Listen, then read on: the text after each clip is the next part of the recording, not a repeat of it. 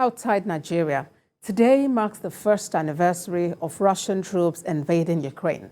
Since the 24th of February 2022, fighting has been ongoing in the east and south and other parts of Ukraine under Russia's control. On this day, commanding international attention on Ukraine, President Volodymyr Zelensky held a memorial service in Kiev to honor the Ukrainian military. Meanwhile, the United Nations has adopted a resolution calling for Russia to leave Ukraine. We have a report that takes us down memory lane. Слава Україні! Ceremonies are taking place in Ukraine to mark the first anniversary of the sudden invasion of the nation by Russia.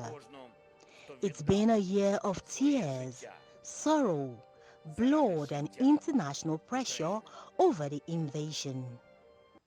On the 24th of February 2022, President Vladimir Putin sent up to 200,000 soldiers into Ukraine in the biggest European invasion. According to a UN estimate, the lingering war has left at least 7,199 civilians dead and thousands of others injured. Before the situation got this bad, United Nations, European Union sanctions began to hit Russia from all sides, including restrictions on some rich Russians identified as allies of President Putin, like Roman Abramovich, who had to sell his international football club, Chelsea. There were also restrictions on Russian oil sales internationally, amongst other restrictions that banked hard the Russian economy. Russia tried to put its pressure back on Ukraine's economy by hindering the country's grains and wheat exportation. That did not only affect Ukraine, it affected many nations because of the widespread dependability on Ukrainian grain. Pressure from different angles led to Russia agreeing to hold peace talks without giving peace to Ukraine or the world. Russia continued to carry out highly devastating airstrikes against Ukraine that killed thousands, including civilians, destroying civilian structures, and badly cutting electricity supply to the point that civilians could not turn on their heaters to stay warm, as Russian soldiers kept on fighting, even in freezing weather conditions.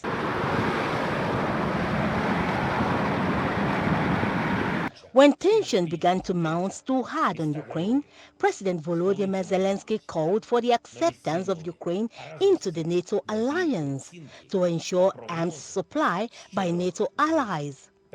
The Ukrainian leader also raised the alarm that the Russian president should be made to face war crimes charges at the International Court of Justice.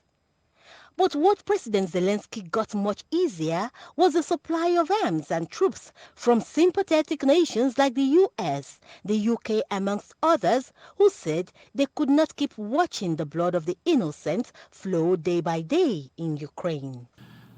One country merely wants to live in peace, and I represent that country. The other wants to kill and destroy, and it has its representatives too. There is no other country in the world that wants peace as much as Ukraine does.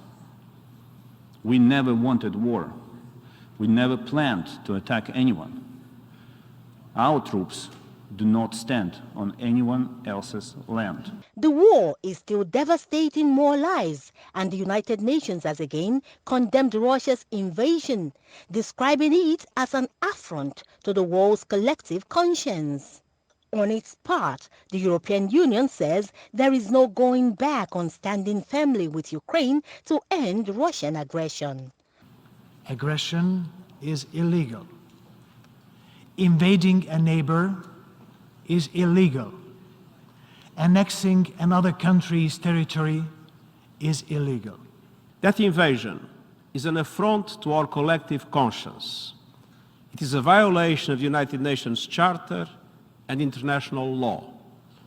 It is having dramatic humanitarian and human rights consequences, and the impact is being felt far beyond Ukraine. The war is also fanning regional instability and fueling global tensions and divisions, while diverting attention and resources from other crises and pressing global issues.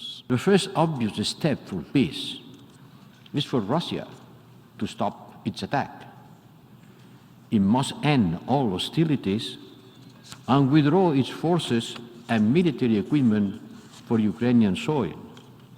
And it must do it immediately, completely and unconditionally. And until then, the European Union will continue to give Ukraine the support it needs to defend its population. It's also in accordance with the United Nations Charter. U.S. President Joe Biden paid a visit to the Ukrainian capital this week.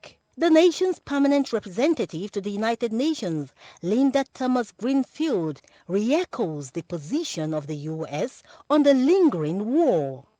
Earlier this week, President Biden visited Ukraine, and he made it clear where the United States stands. He stood shoulder to shoulder with President Zelensky to remind the world that 1 year later, Kyiv still stands. Ukraine still stands, and America still stands with Ukraine. On the flip side, Moscow says the UN draft resolution on the war is anti-Russia and harmful. President Vladimir Putin insists the West has turned Ukraine into a neo-Nazi regime that is anti-Russia.